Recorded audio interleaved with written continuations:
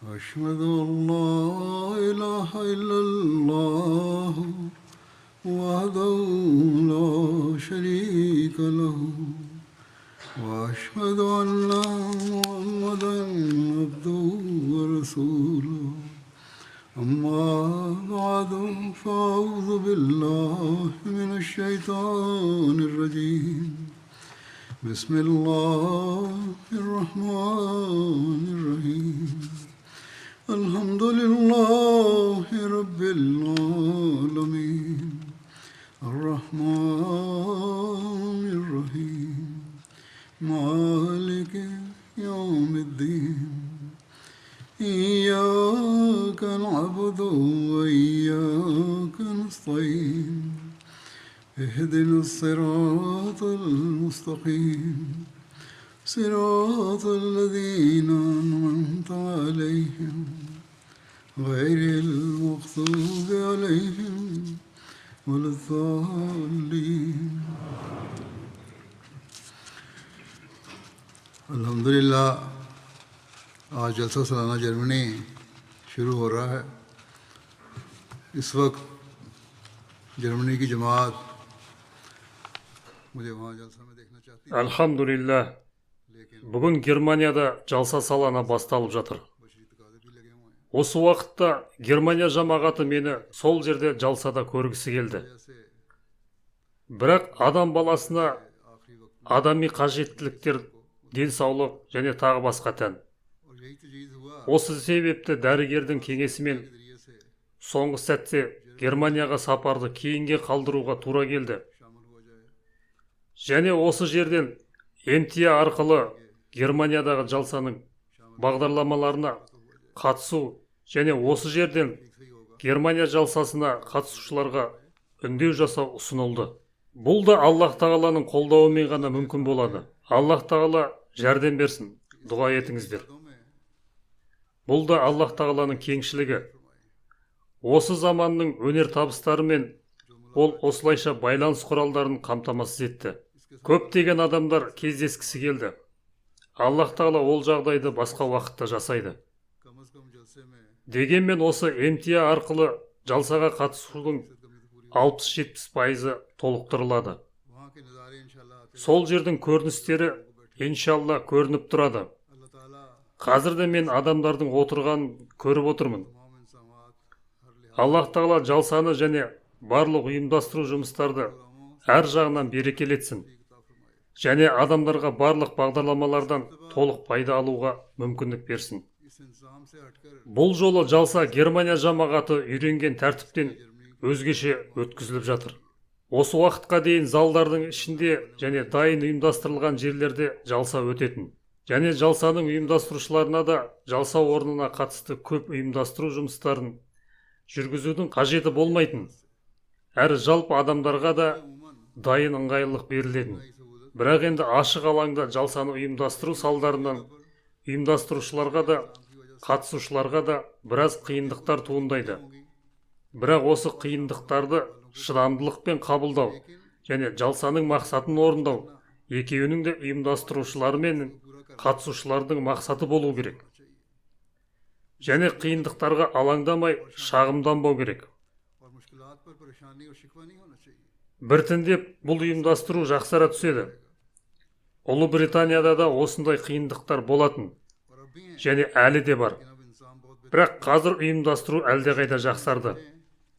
Сондықтан осы күндері біз әрбір қиындыққа күліп, өз мақсаттарымызды басым қоюымыз керек деп түсінуіміз керек. Бір ай бұрын Ұлыбританияда жалса өткізілді. Мұнда да адамдар ұйымдастыруды мақтаған жерде кейбіреулер кемшіліктерді де атап өтті. Сондықтан бұл кемшіліктер мен әлсіздіктер қатар жүреді. Оларды жою үшін ұйымдастырушылар алдағы уақытта да күш салады, иншалла. अगर सब शामिलीन तावन करें और कारकुनान भी अपनी मकतूर भर कोशिश करें कि हमने हर लिहाज से इंतज़ामात को अपनी सलाहियतों और वसाइल के लिहाज से बेहतर करने की कोशिश करनी है तो बरकत पड़ती है। और इसके लिए मैं तमाम ड्यूटी करने वाले कारकुनान से कहूँगा कि सबसे पहले आपका फ़र्ज़ है कि मेहमानों की बेहतरीन मेहमान नवाजी के लिए हत्तुल मकदूर खिदमत के जज्बे से काम करें, हमेशा खुश अखलाक़ी का मुजाहरा करें, हर शोबे का कारकुन हंसते हुए मेहमान के साथ पेश आए, दुआएं करते हुए काम करें। इस जज्बे से काम करें कि हमने हज़रत मसीह मौऊद अलैहिस्सलाम के बुलाने पर आए हुए मेहमानों की खिदमत करनी है और जो चाहे हालात हो जाएं। Егер барлық қатысушылар ынтымақтасса және қызметкерлер де қолдан келгенше әр жағынан ұйымдастыруды өз қабілеттері мен ресурстарына сай жақсартуға тырысса, онда береке келеді. Осы үшін барлық қызмет атқарушыларға айтарым, сіздердің ең бірінші міндеттеріңіз қонақтарға ең жақсы қонақжайлылық көрсету үшін мүмкіндігінше қызмет көрсету рухымен жұмыс істеу. Әрқашан жақсы мінез құлық танытыңыздар. Әр бөлімнің қызметкері қонақтарды күліп қарсы алсын. Дұға етіп жұмыс істеңіздер. Хазірет уәделенген Мәсихтің алейхиссалам шақыруымен келген қонақтарға қызмет көрсету керек деген рухпен жұмыс істесеңіздер, және қандай жағдай болса да өз мінез құлқыңыздың деңгейін жоғары ұстауымыз керек және қызмет көрсетуді жалғастыра беруіміз керек. Ал қонақтар да жалсаның мақсатын есте сақтасын және мен айтқандай әр қиындықты шыдамдылықпен қабылдап, осы 3 күн ішінде осы мақсатқа жетуге тырысу керек. Жалса саланы Ұлыбританияда мен айтқан жалсаның мақсаты біздің мақсатымыз екен және әр жерде, қай жерде жалсалар өткізілсе де, әрбір Ахмади осы мақсатты есте сақтауы қажет. Егер осылай болса, онда әр қатысушы кез келген қиындықты Құдай үшін шыдамдылықпен қабылдайды және осылайша Аллах Тағаланың разылығын алады. Аллах Тағала әркімге осыған мүмкіндік берсін. Әрдайым есте сақтаңыздар. Бұл Аллах Тағаланың бізге берген ең үлкен нығметтердің бірі. Оны Хазірет уәделенген Мәсих алейхиссалам арқылы Аллах Тағала бізге сыйлады. Жылына бір рет жиналып, өзіміздің рухани және адамгершілік дамуымыздың құралдарын бір-бірімізге жеткізе аламыз. Бізді Құдай Тағала жақындататын және тақуалықта өсіретін жоспарлар жасаңыздар. Осы ниетпен және мақсатпен күндерді өткізсеңіздер және жоғары адамгершілік әрі бір-біріміздің құқықтарымыздың орындаудың жоғары деңгейін орнатуымыз керек. Бір-бірімізге деген махаббат пен қарым-қатынасты арттыру керек. Өкпе ренішті жоюымыз қажет. Аллах Тағаланың разылығын алуға тырысу керек. Әр түрлі бос нәрселерден өзімізді сақтау керек. Және осы нәрселер Хазірет уәделенген Мәсих алейхиссалам бізден күткен нәрселер. Және бұл Құдай Тағалаға ұнайтын нәрсе. Және осы үшін Аллах Тағала бізді адам етіп, жаратылыстардың ең абыройлысы етіп жаратты. Сондықтан жалсаға келген әрбір Ахмади осы нәрселерді әрдайым есте сақтау керек. Егер Құдай Тағаланың ризашылығын алуға тырыспаса, тақуалықта өсуге тырыспаса, адамгершіліктің жоғары үлгілерін көрсетуге тырыспаса, адамдардың құқықтарын орындамаса, онда жалсаға келудің мақсаты орындалмайды және оның ешқандай пайдасы жоқ. Хазірет уәделенген Мәсихтің алейхиссалам дұғалары тек осы мақсатты түсініп жатқандардың пайдасына орындалады. Хазірет уәделенген Мәсихтің алейхиссалам жалсаны өткізудің мақсатын түсініп жатқандар үшін ғана дұғалар қабыл болады. Ол, мен ешқашан қазіргі пірлер сияқты тек сыртқы сән салтанатты көрсету үшін өзімнің баят бергендерімді жинағым келмейді. Керісінше мен осы шараны қолданып отырған түпкі мақсат Алланың жаратқандарын түзету. Яғни негізгі себеп және мақсат осы жалсаны ұйымдастырудың және Аллах Тағаладан рұқсат алып, Аллах Тағаланың разылығымен осы амалды қолдандым. Аллах Тағаланың бұйрығымен оған қол жеткізуші болайын деді. Сондықтан әрбір Ахмади осы нәрселерді есте сақтау керек. Әлемдегі әрбір Ахмади жалпы алғанда осыны есте сақтау керек. Бұл тек арнайы жалса үшін ғана емес. Әсіресе сіздер осы жерде жалсаға жиналғандар мына нәрсені есте сақтауыңыз керек. Егер сіздер осы нәрселерді істесеңіздер, онда жалсаның мақсатын орындаушы боласыздар. Және тек сонда ғана сіздер жалсаға келудің пайдасы болады. егер осы мақсатқа жету үшін бар күштеріңізді саласыздар. Егер сіздердің Құдай тағаламен байланыстарыңыз орнатылмаса, сіздердің адамгершілік және рухани жағдайларыңыз жақсару болмаса, онда мұндай қатысушыларға қатысты Хазірет уәделенген Масих алейхиссалам үлкен жиіркеніш білдірген. Мұнда жаңа ұйымдастыру бойынша, егер сіздер мыңдаған болып жиналсаңыздар да, немесе қай жерде жалса өтсе де, егер адамдардың мыңдаған санмен жиналса, бірақ жалсаның мақсатын орындамаса, яғни тақуалық қалыптастырылмаса, онда жалсаға келудің ешқандай мақсаты жоқ, және жалса өткізудің де еш пайдасы жоқ. Хазірет уәделенген Масих алейхиссалам айтады: барлық шынайы баят беру жүйесіне кірушілерге анық болсын. Баят берудің мақсаты дүниенің махаббаты, суысын және өзінің жомарт иесі мен сүйікті елшісінің саллаллаху алейхи уассалам махаббаты жүрекке үстем болсын, және ақырет сапары жағымсыз көрінбейтіндей бөлектену жағдайы пайда болсын. Сонымен, бұл қандай үлкен жауапкершілік. Хазірет уәделенген Масих алейхиссалам бізге жүктеген бұл қандай үлкен үміт. Хазірет уәделенген Масих алейхиссалам бізден күткен барлық махаббатымыздың үстінен Аллах Тағала мен оның елшісіне саллаллаху алейхи уассалам деген махаббатты үстем етуіміз керек. Осы махаббатпен бәсекелесе алатын ешқандай дүниелік махаббат болмасын. Сондықтан, егер бұл біздің жүректерімізде орнықса, онда біздің дүниеміз де, дініміз де жақсарады. Ақыретіміз де, бұл дүниемізде жақсарады. Сондықтан, қатысушылар әрдайым осы нәрсені есте сақтап, 3 күн бойы оны қайталап отыру керек. Оны қайта-қайта еске алып отыру керек. Егер сіздер осыны істесеңіздер, онда түсініңіздер, сіздер жалсаға келудің мақсатына жеттіңіздер.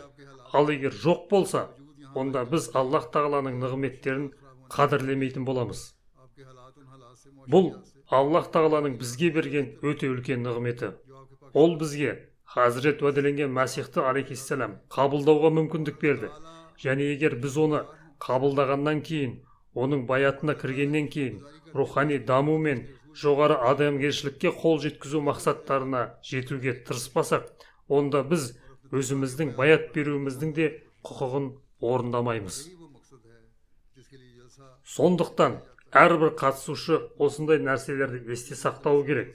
Және дүниелік нығметтер Ахмадиді тақуалықтан, Аллах Тағалаға құлшылық етуден алыстатпасын. Және құлшылықтарды ұмыттырмасын. Жоғары адамгершілік құндылықтарды бізден тартып алмасын. Бұл бизнес, бұл дүниелік нығметтерді Құдай Тағала бізге берген. Бұнда батыс елдеріне келіп, көптеген адамдардың жағдайы жақсарды. Тіпті барлығының да Пакистандағы жағдайларға қарағанда, немесе бұрынғыға қарағанда жағдайлары жақсы. Қазіргі кезде мұндағы қымбатшылық пен экономикалық жағдайдың нашарлауына қарамастан, жағдайларыңыз Пакистандағы жағдайларға қарағанда экономикалық және дүниелік тұрғыдан әлде қайда жақсы. Сондықтан, осыны әрдайым есте сақтаңыздар. Және Аллах Тағалаға шүкіршілік ете отырып, оған деген махаббат пен оның елшісіне саллаллаху алейхи уассалам деген махаббатты жүректерде көбірек қалыптастыруға тырысыңыздар. Және өз тақуалықтарыңыздың деңгейін көтеруге барынша тырысыңыздар. Міне бұл жалсаның өткізілудегі мақсаты. Хазірет уәделенген Масих алейхиссалам бұл, яғни жалса тақуалыққа тезірек даму үшін бір амал, бір құрал, бір себеп. Ол Аллах Тағаланың рахымы мен тәрбие ортасын құруға тырысқан. Әйтпесе тек жалсаға қатысқандар ғана өз деңгейлерін көтерді деген сөз емес. Хазірет уәделенген Масихке алейхиссалам баят берген әрбір адам өз тақуалық деңгейін көтерсе, сол уақытта өз баят беруінің мақсатын орындаушы болады. Әрі сіздер жалсаға қатысқанда әрине осы ниетпен қатысқансыздар. Және солай болуы керек. Сіздер бұрынғыдан да көбірек өз тақуалықтарыңыздың деңгейін көтеруге тиіссіздер. Сондықтан әрбір Ахмади осы мақсаттарға жету үшін осы тұрғыдан өзінің барлық күш жігерін салуы керек. Хазірет уәделенген Мәсих алейхиссалам Аллах тағала осы жамағатты құруды қалағанда, оның мақсаты осы дүниеден жоғалып кеткен шынайы таным және осы заманда табылмайтын шынайы тақуалық пен тазалықты қайта орнату деді. Сосын Хазірет уәделенген Мәсих алейхиссалам: «Уа өздеріңді менің жамағатымнан деп санайтын адамдар, қашан шынайы тақуалық жолдарымен жүрсеңдер, сол уақытта көкте менің жамағатым деп саналасыңдар. Алланың ұлылығын жүректеріңе орнатыңдар және оның бірлігін тек тілмен ғана емес, іс жүзінде де мойындаңдар. Сонда Алла да іс жүзінде өзінің мейірімі мен рахымын сендерге көрсетеді» деді. Сондықтан Хазірет уәделенген Мәсихтің алейхиссалам осы нұсқауларын әрдайым есте сақтаңыздар және жоғарыда айтқанымдай, бұл жалсаға келудің және шынайы Ахмади болудың мақсаты. Хазірет уәделенген Мәсих алейхиссалам айтқандай, әрбір Ахмади жалсаға осы ниетпен қатысу керек және осы нәрселерді өз бойымызда қалыптастыруымыз керек.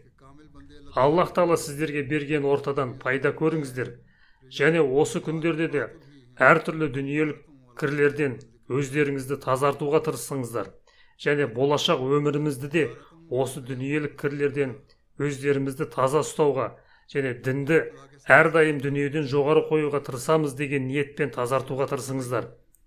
Әрі бұл үшін барлық қабілеттеріңізді пайдалану керек. Хазірет уәделенген Мәсих алейхиссалам өз жамағатына тек кімде шынайы тақуалық пен тазалық пайда болса және өз жағдайларын түзете отырып, өз игі істерінің деңгейін көрсетуге тырысса, Аллах тағаланың ризашылығын алу үшін мүмкіндігінше тырысу керек деген қалауын білдірді. Тілдеріңізді Алланы еске алумен дымқыл ұстаңыздар. Түндеріңіз бен күндеріңізді құлшылықта өткізіңіздер. Дүниелік істерде адам баласы адами қажеттіліктер бойынша және қоғамда өмір сүре отырып жасауға мәжбүр болатын істерде оларды Алланы еске алудан алыстатпаңыздар. Оларды Аллаға қарсы қоймаңыздар. Әрбір іс-әрекеттен Алланың ризашылығын ізденудің көрінісі байқалсын. Хазірет уәделенген Мәсих алейхиссалам: «Есте сақтаңыздар, Аллах тағаланың кәміл құлдары туралы. Оларды саудада, алып сатуда Алланы еске алудан тоспайды» деген. Қашан жүрсек, Алламен шынайы байланыс пен махаббатты орнатса, ол одан ешқашан бөлінбейді. Оның бір жағдайын былай түсінуге болады: егер біреудің баласы ауырып қалса, ол қайда барса да, қандай іспен айналысса да, оның жүрегі мен ойы сол баласында болады. Дәл осылай, Алламен шынайы байланыс пен махаббат орнатқан адамдар еш жағдайда да Алланы ұмытпайды деді. Сондықтан Аллах тағаланы осылай еске алу және оны зікір ету әрбір Ахмадидің назарында әрдайым болуы керек. Әрқашан әрбір харекетті Құдай тағаланың разылығына сай амал етуге тырысайық және Аллах тағаланы еске алумен тілімізді де дымқыл ұстайық және Аллах тағала бізді тыйған әрбір істен сақтанайық. Әрқашан есте болсын және мына нәрсе ойда болып, санада мынадай: әрбір қозғалысым мен тыныштығым Құдай тағаланың көз алдында, сондықтан менен Құдай тағаланың наразылығына себеп болатын ешқандай іс-әрекет орын алмасын деген ой орнықсын. Сонымен бұл Хазірет уәделенген Мәсих алейхиссалам бізден көргісі келетін жағдай және оған қол жеткізу үшін біз тырысуымыз керек.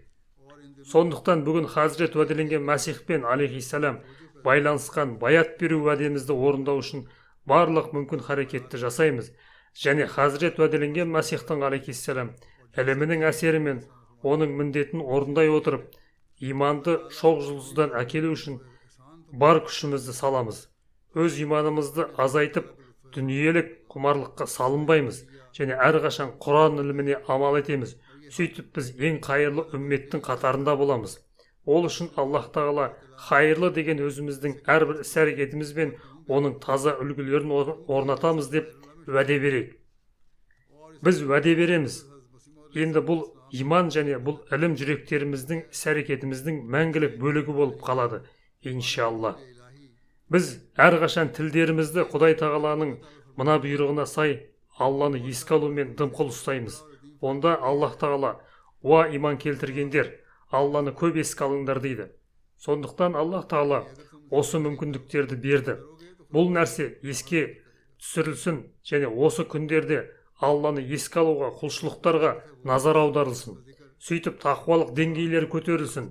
Біз Аллах тағалаға жақындауға қол жеткізушілерден болайық. Және Хазірет уәделенген Мәсих алейхиссалам айтқандай, нәтижесінде Аллах тағала іс жүзінде өз мейірімі мен жақсылығын сендерге көрсетеді. Сонымен тақуалықты дамыту арқылы Аллах тағаланың мейірімі мен жақсылығы көрінеді. Оның бір жолы Алланың құқықтарын орындау, ал бұл құқық ғибадат пен Алланы еске алу арқылы жүзеге асады.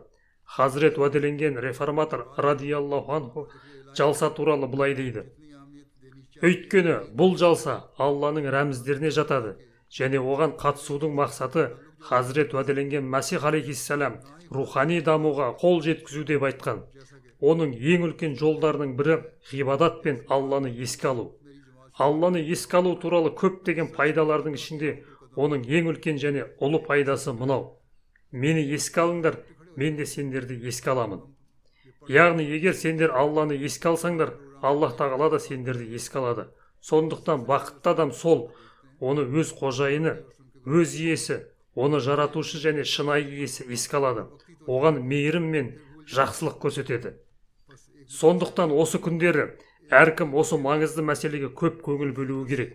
Жалса залында отырып, жалсаны тыңдап отырған ерлер ме, әйелдер ме, әртүрлі жерлерде де қызмет етуге тағайындаған ерлер ме, әйелдер ме, лажна ма, насират па, балалар ма, бәрі осыны есте сақтауы қажет. Егер біз ғибадат пен Алланы еске алуға маңыздылық бермесек, онда біз Аллах тағаланың осы өкілімен шынайы байланыс орната алмаймыз және Аллах тағаланың разылығына ие бола алмаймыз. Хазірет уәделенген Мәсих алейхиссалам айтқандай, егер шын мәнінде тақуалық жолдарымен аяқ бассаңдар ғана көкте менің жамағатым деп саналатын боласыңдар. Осы бір сөзді естігенде біздің денеміз тітіркенуі керек. Біз мұны айтамыз, естиміз. Жамағат бағдарламаларында бұл сөздерді бірнеше рет қайталанады. Бірақ біз оларға жеңіл қарап өтіп кетеміз. Немесе аз уақытқа назар аударамыз да кейін ұмытып кетеміз. Сондықтан шынайы Ахмади, нағыз Ахмади әрдайым осыны жүрегінде сақтау керек. Хазірет уәделенген Мәсих алейхиссалам өз жамағатына насихат ете отырып айтқан әрбір сөйлем мен әрбір сөз бізді дүр сілкіндіру керек. Біз миллион рет айта берейік, біз Ахмадиміз деп. Бірақ егер аршының иесі бізді бұл тізімге қоспаса, біздің Ахмади болу туралы мәлімдемеміз де бос. Осы жалсаларға келуіміздің мақсаты да бос. Сондықтан осы күндері көп дұға етіңіздер. Аллах тағаламен байланыс орнатыңыздар. Алланы еске алуға көңіл бөліңіздер. Жүректеріңіздегі қараңғылықты жойып, зұлматтан арылыңыздар. Осыған байланысты мен мұнда бір ұсыныс жасағым келеді. Хазірет уәделенген Мәсихтің 3-ші халифасы рахматулла алейх бір түс көрді. Онда оған бір үлкен кісі былай деді: жамағаттың әр мүшесі күніне 200 рет салауат айтсын. Субханаллахи ва бихамдихи субханаллахил азим. Аллахумма салли аля Мухаммадин ва али Мухаммад. Сонан соң орта жастағылар 15-тен 25 жасқа дейінгілер кем дегенде 100 рет оқыса, балалар да кем дегенде 33 рет оқыса. Кішкентай балаларға олардың ата-аналары 3-4 рет оқысын. Сонымен қатар 100 рет истихфарда айтса, сол сияқты мен 100 рет Робби күлли шайин хадимука, Робби фахфазни, вансурни, вархамни дұғасында қосамын. Әсіресе осы күндері және жалпы әрдайым түсіңізде көрсетілгендей осыны істеңіздер. Сіздер қорғалған бекініске кіресіздер. Онда шайтан ешқашан кіре алмайды. Және ол бекіністің қабырғалары темірден жасалған. Оның қабырғалары көкке дейін жетеді. Сондықтан шайтан шабуыл жасай алатын ешқандай тесік қалмайды. Осы күндері шайтан бізге әр айламен шабуыл жасауға тырысып жатқанда, жамағат ретінде де, жалпы әлемде де одан сақтанудың бір ғана жолы бар: дұғаларға ерекше көңіл бөлу. Тек жалса күндерінде ғана емес, әрқашан осы салауатпен Алланы зікір етуді, осы дұғаларды өміріңіздің бөлігі етіп алыңыздар. Бұған әркім, бала да, үлкен де, әйел де, ер де бәрі назар аударуы керек. Екінші айтарым, мұнда ғылыми, тәрбиелік және руханиятты жақсартуға арналған көптеген баяндамалар болады. Оларды да тыңдаңыздар. Аллах тағаланың алдында осы баяндамаларды тыңдай отырып, уәде беріңіздер және уа Алла, біз ізгі ниетпен Мәсіхіңнің шақыруымен жүректерді түзету үшін келдік. Бірақ бұл түзетуді біз өз күшімізбен жасай алмаймыз. Сенің көмегің қажет. Егер Ияка настаин дұғасын тыңдай отырып, сен бізге көмектеспесең, біз сенің құлшылығыңның деңгейіне жете алмаймыз деп дұға тілеңіздер. Әрі, уа Аллахым, уа сүйікті Аллахым, саған өзіңнің атыңмен жалбарынамын. Бізді жойылудан сақта. Біз мұнда жиналған игі мақсаттан бізге есепсіз үлес бер. Өз кеңшілігіңді бізге түсір. Өйткені сенің кеңшілігіңсіз біз ештеңе істей алмаймыз. Біздің жүректерімізді соншалықты таза және пәк ет. Біз естігенімізден тек ғылыми және әдеби ләззат алушылар болмай, керісінше осы тәрбиелік және рухани деңгейлерді көтерушілер болайық. Бұл деңгейлер саған жақындатушы болсын және оларды өміріміздің бөлігі етіп алайық. Оларды іске асырушылардан болайық. Ұрпақтарымызға да осы нәрселерді жеткізушілерден болайық деп дұға етіңіздер. Сонда біз таза ниетпен жалса бағдарламаларынан пайда алуға тырысқанда, дұға ете отырып, барлық нәрселерді өз өмірімізге қолдануға тырысқанда ғана өз өмірімізде төңкеріс жасай аламыз. Хазірет уәделенген Мәсих төңкерісті әкелу үшін жіберілген төңкеріске қатыса аламыз. Сонда ғана біз әлемде төңкеріс жасаушылардан боламыз. Әйтпесе, әлем қазіргідей ойын сауыққа батып, құрдымға кетіп бара жатыр. Мен айтқандай, шайтан барлық жақтан шабуыл жасауда. Одан біз құтыла алмаймыз. Егер біз де оған түсіп қалсақ, онда одан әлемді құтқарушы ешкім болмайды. Және біз де әлеммен бірге батушылардың қатарына қосыламыз. Сондықтан бұл үлкен қауіпті мәселе. Ендеше әр Ахмади әрдайым ойлануы керек. Және мен өмірімнің мақсатына, баят берудің мақсатына жетуім керек. Сол үшін мен Хазірет уәделенген Мәсихтің қолына баят бердім. Және мен уәде еттім. Мен оған жету үшін бар күшімді саламын деген нәрсеге назар аударуы қажет. Хазірет уәделенген Мәсих алейхиссалам жалсаның мақсаттарының бірі ретінде жиналғандардың өзара танысуын, яғни өзара махаббат, сүйіспеншілік пен таныстықты арттыру керектігін айтты. Егер біз оның сөзін орындай отырып, осы мақсатқа жетуге тырыссақ, шын мәнінде Хазірет уәделенген Мәсих қалаған жамағаттың мүшесі бола аламыз. Сондықтан осы күндері қарым-қатынастарды арттыруға, махаббатты өсіруге, өзара бейбітшілікті таратуға көп көңіл бөліңіздер. Бұрынғы қарым-қатынастарды бұрынғыдан да жақсартуға тырысыңыздар. Егер қандай да бір себеппен реніш туындаған болса, оны жоюға тырысыңыздар. Аллах тағаланың разылығын алу үшін тек бос сөздерден аулақ болып қана қоймай, махаббат пен сүйіспеншілікті құруға тырысыңыздар. Тек төбелес пен ұрыстардан аулақ болып қана қоймай, бұрынғы ұрыс керістеріңіз үшін де бір-біріңізден кешірім сұраңыздар. Жеке менмендіктің торынан шығыңыздар. Маған көптеген шағымдар келеді. Кішкентай нәрсе үшін адамдар бір-бірімен жанжалдасады. Олар жамағаттың беделіне нұқсан келтіреді. Мен бұл туралы бірнеше рет айттым.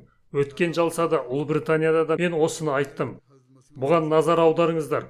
Кейбіреулерге мәжбүрлі түрде жамағат жүйесі бойынша мұндай әрекеттер болғанда, жамағат жүйесі бойынша жамағат үшін, жамағаттың абыройы үшін жаза беруге де тура келеді. Бұл жаза қуанышпен берілмейді.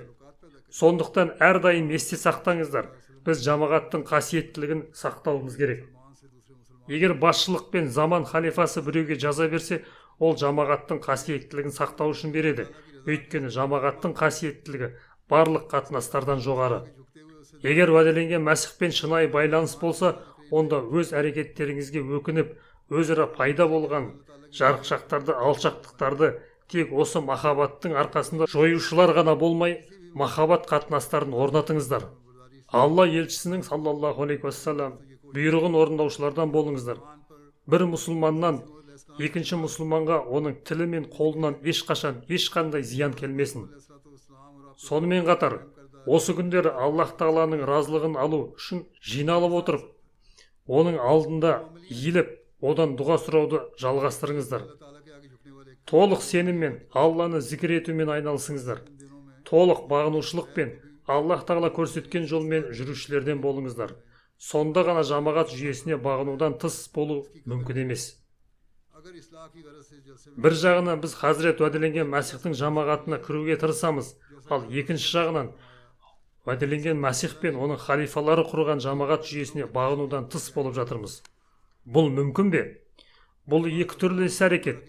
Таза ниетпен Аллах Тағаланың алдында иілушілер ешқашан бұл екі түрлі амалды көрсете алмайды. Сондықтан осы күндері жүректердегі бұл кірді де дұғалар арқылы, түзету арқылы жууға тырысыңыздар. Аллах Тағала берген мүмкіндікті бағалаңыздар.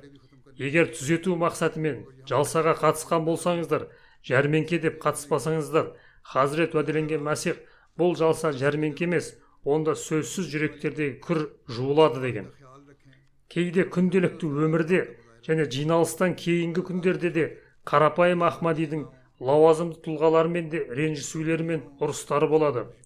Мұндай жағдайда, егер осы жалсаның мақсаты не екенін ойласа, онда әр Ахмади өзінің ескі ұрыстарынан да аяқтауға тырысады.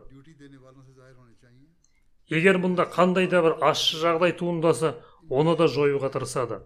Лауазымды тұлғалар мен жалса күндерінде қызмет атқарушылар да мына нәрсені есте сақтасын. Біз барлық жағынан жоғары адамгершілік көрсетуіміз керек, және Аллах Тағала үшін өзіміздің жеке менмендігіміз бен ренішімізді жоюға тырысуымыз керек. Және де бауыр болып өмір сүру туралы берген уәдемізді орындауға тырысуымыз керек.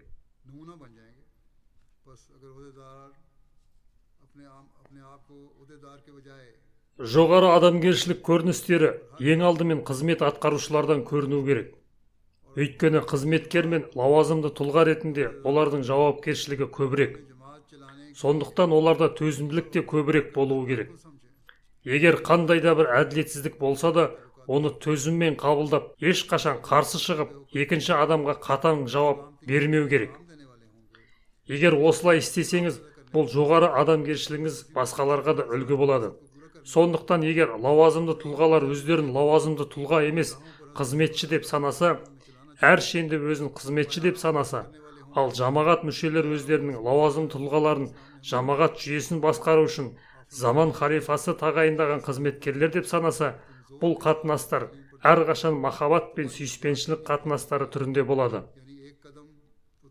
Бұл қатынастар заман халифасына бағына отырып, әлемге бейбітшілік пен тыныштықтың шынайы жолдауын жеткізеді. Олар әлемде төңкеріс жасаушылар болады. Олар Хазірет уәделенген Мәсихтің алейхиссалам міндетін орындаушылар. Хазірет уәделенген Мәсих алейхиссалам бізді жүргізгісі келетін жолдар мен жүргізушілер болады.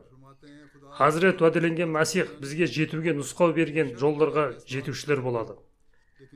Хазірет уәделенген Мәсих бір жерде: «Уа бақытты адамдар, сендер күшпен осы ілімге кіріңдер. Ол сендердің құтылуларың үшін маған берілген. Яғни сендер бір қадам бақытқа қол жеткіздіңдер. Сендерде бақыт болды. Сендер мені таптыңдар. Маған баят бердіңдер. Бірақ енді осы ілімді өмірлеріңіздің іс жүзіндегі бөлігіне айналдырыңдар. Сонда ғана бұл бақыттың мәні ашылады» деген. Сендер Алланы жалғыз серігі жоқ деп сеніңдер. Оған еш нәрсені көктен не жерден серік етпеңдер. Алла құралдарды қолдануға тыйым салмайды. Әрине дүниелік құралдарды қолданыңдар. Бірақ кім Алланы тастап тек құралдарға ғана сенсе, ол мүшрик. Ежелден Аллах Тағала айтады: жүрек тазармай құтылуға болмайды. Сондықтан сендер таза жүректі болыңдар және жеке кек пен ашудан алыс болыңдар.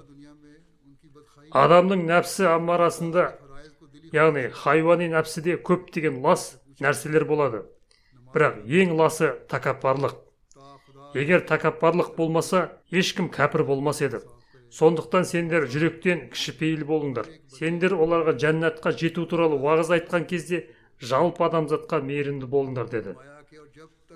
Яғни біз айтамыз, ислам шын мәнінде құтқаратын дін.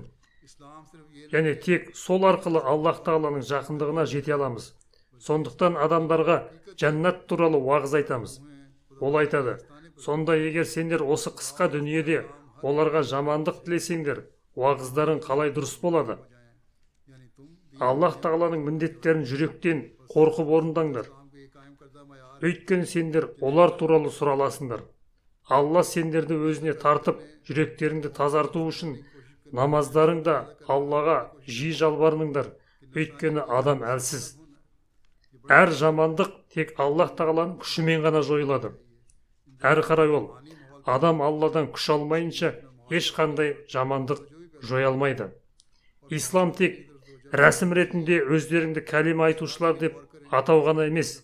Исламның шындығы сендердің рухтарың Аллах Тағаланың табалдырығына құлауы және Алла мен оның бұйрықтары барлық тұрғыдан сендердің дүниелеріңнен жоғары болуы. Яғни сендер дінді дүниеден жоғары қоюшы болыңдар деді. Міне, бұл уәделенген Мәсих белгіленген шарттар. Біз оларды өзімізде қалыптастыруға және жетуге тырысуымыз керек. Жеке кек пен ашудан алыс болуға тиіспіз. Бұл өте жақсы мүмкіндік. Осы күндері осыған тырысу керек. Бұл күндері рухани орта қалыптасады. Сондықтан өзіңді есепке алуға да назар аударылады және аударылуы керек. Хазірет уәделенген Мәсих алейхиссалам айтады: тәкаппарлықтан сақтаныңдар, өйткені тәкаппарлық бағынбаушылыққа апарады. Тәкаппарлық пайғамбарды да жоққа шығаруға келеді. Тәкаппарлық жамағат жүйесіне де қарсылық қоздырады және содан кейін жамағат жүйесіне қарсы тұрғызады. Тәкаппарлық бір-бірімен төбелестіреді. Тәкаппарлық өзінің жалған намысын көрсетеді. Сондықтан тәкаппарлықтан сақтануға көп тырысыңыздар. Сосын Аллах Тағаланың жаратылысына шынайы мейірімділік таныту керек деді. Сіздердің сөздеріңіз, уағыздарыңыз жаратылысқа шынайы мейірімділік пайда болған кезде ғана әсер етеді. Мұнда әрдайым жалсаларға адамдар келеді. Біздің жалсалардан адам әсер алады. Біздің ортамызды көріп әсерленеді. Өйткені сол кезде оларға ахмадилер кішіпейділікпен өз қонақтарына қызмет еткенін және махаббат пен сүйіспеншілікпен өмір сүріп жатқаны көрінеді. Бұл үнсіз таблиғ. Мен оған әрдайым назар аудартамын. Бұл таблиғ адамдардың жүректеріне Ахмадият жолдауының шындығына басым етуге тырысады. Мұнда жалсаларыңызға да әртүрлі елдерден адамдар келген. Және әрдайым үміттенемін, егер сіздер жақсы әсер қалдыруға тырыссаңыздар, бұл адамдар жақсы әсер алып кетеді.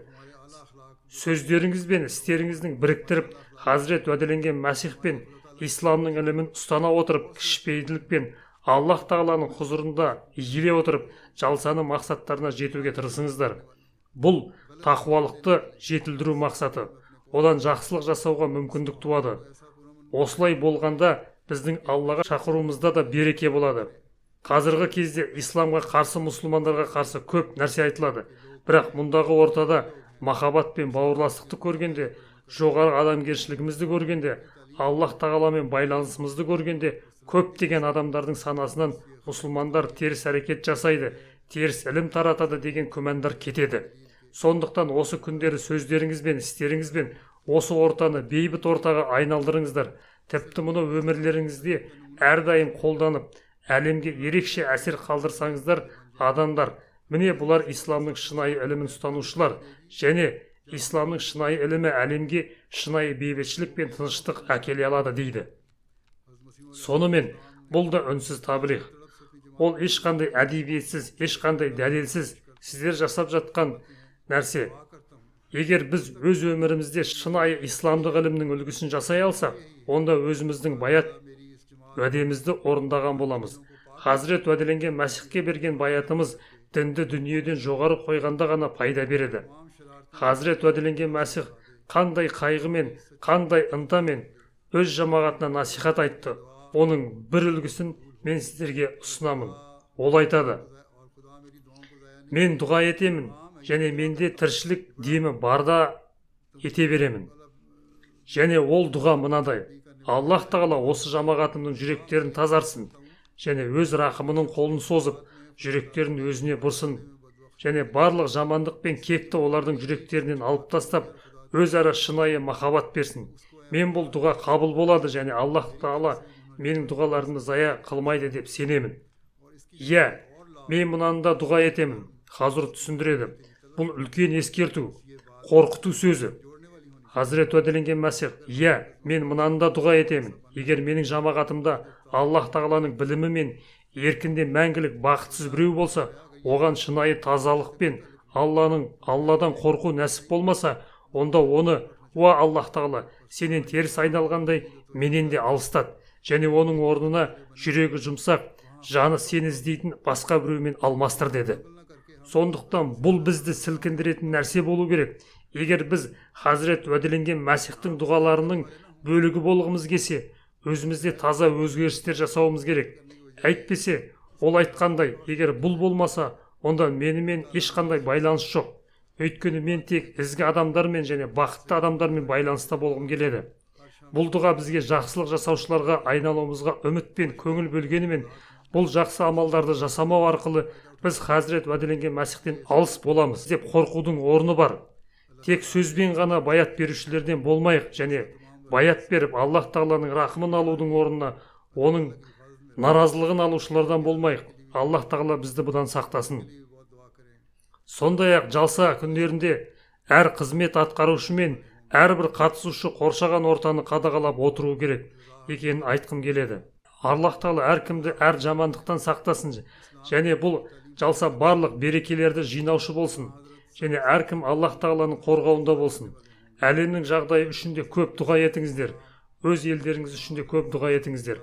Біз адал болып Аллах Тағаланың бұйрықтарын, оның разылығын, исламның шынайы ілімін ұстанушылар Мұхаммед пайғамбарға саллаллаху алейхи уассалам шынайы махаббат пен сүйіспеншілік білдірушілер болсақ, Мұхаммед пайғамбардың саллаллаху алейхи уассалам құлдығында исламның екінші өрлеуі үшін және исламның ілімін тарату үшін келген уәделенген Мәсихтің міндетін орындаушылардан болсақ, сөзсіз ниеттеріміз осындай болса, Аллах Тағала біздің дұғаларымызды да естиді және әлемнің жол көрсетушісі боламыз. Аллах Тағала жалсаның берекелерінен пайда алуға мүмкіндік берсін. Аллах Тағала осы 3 күнде ерекше және әрқашан бәріңізді өзінің қорғауында ұстасын және өзінің рахым жаңбырын жаудыра берсін. Және дұға етуге мүмкіндік берсін. Мен ұсынған салауатты 200 реттен истихфарды 100 рет және Рабби күлли шайин хадимка, Рабби фахфазни вансурни вархамни дұғасын оқуға да көп көңіл бөліңіздер. Және бұл тек 3 күн ғана емес, бұл тұрақты үндеу. Әр Ахмади әрқашан оқып тұру керек. Аналар өз балаларына да осыны қайталатып тұрсын. Аллах Тағала бұған да мүмкіндік берсін. Жалсаны ұйымдастырушылар маған жазып жіберген еді. Онда бірнеше көрмелерді өткізіліп жатыр және адамдар көрмелерді көрсін деп хабарлауымды сұрады. Сондықтан осыған да назар аударыңыздар. Осы көрмелерді де көріңіздер және олардан пайда алыңыздар. Сонда сіздер де Аллах Тағаланың кеңшілігі бізге қалай түсіп жатқанын білесіздер. Аллах Тағала бұған мүмкіндік берсін. Осы күндері әсіресе Германиядағылар мен көріп отырмын. Саны өте көп. Машалла. Дұғалар мен Алланы зікір етуге ерекше назар аударыңыздар. Аллах Тағала жан жағынан берекелі етсін.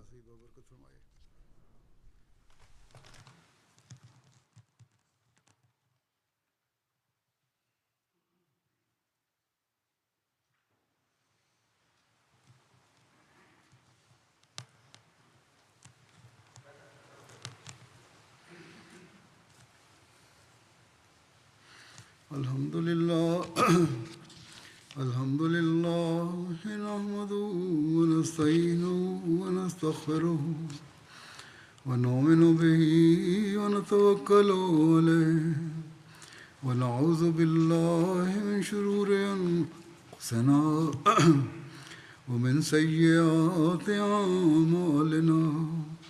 Man yahdihillahu fala mudilla lahu ومن يضلل فلا هادي له